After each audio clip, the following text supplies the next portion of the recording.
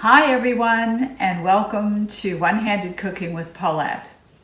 If this is your first time actually seeing this, I wanted to share with you that this whole program is set up for those individuals who have lost the function of an arm.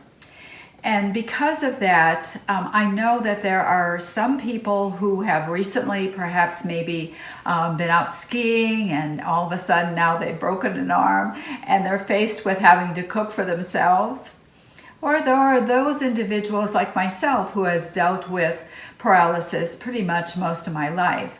So we welcome everyone. And I want you to know that it's important to understand that you can be proud and you can be independent in the kitchen. So today's recipe is going to be a salmon recipe, and what I want to do is to share with you some of the ingredients that we will be using.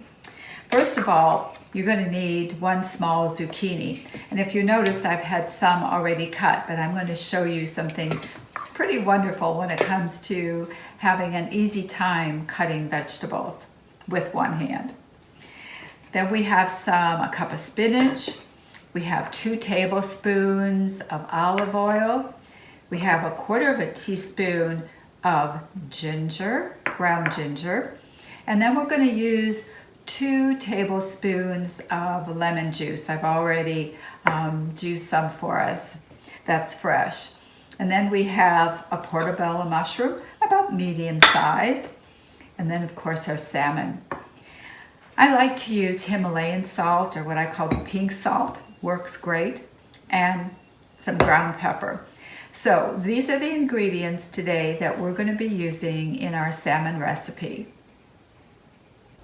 The first thing you want to do is to set your oven to 375.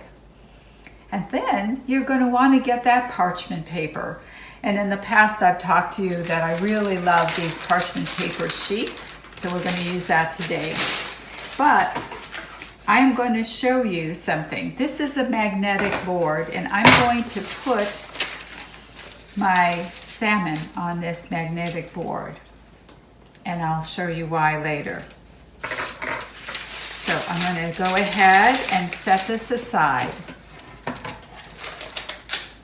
Let's face it, cutting vegetables with one hand is not easy. But I have something for you. I was so excited when I found this because it's made such a difference. This is a special one-handed cutting board. You can see it has suction cups at the back side, which makes it great on your counter. It has 2 nails, and then it has the border, which you can easily push your ingredients over to the border and it doesn't slide off. So let's take a look at how we handle zucchini.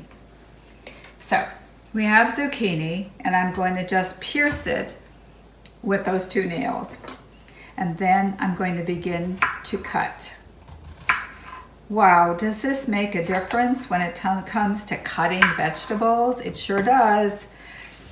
One thing you'll find is that it makes it so easy when your vegetables or even your fruits are stabilized. So this works really well for that.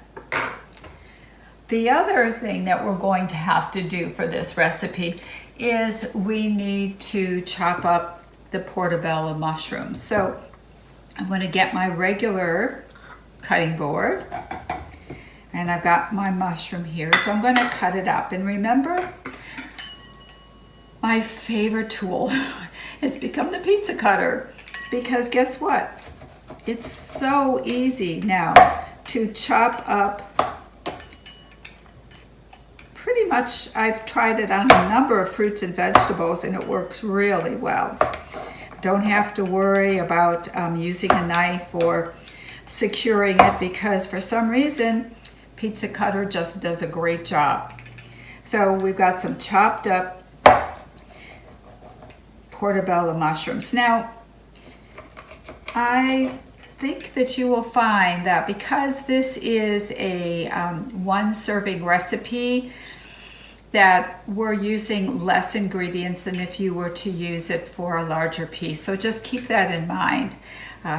I found that a lot of the recipes that I try first at hand, usually there's too many ingredients for my portion size. So this one I've adjusted to that. So now we're all set.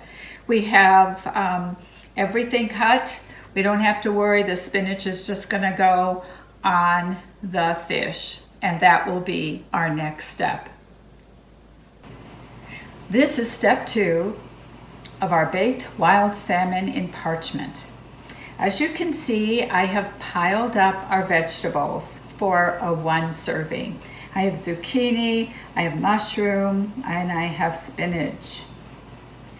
So I'm going to show you a little trick I learned. First of all, I'm going to fold over one side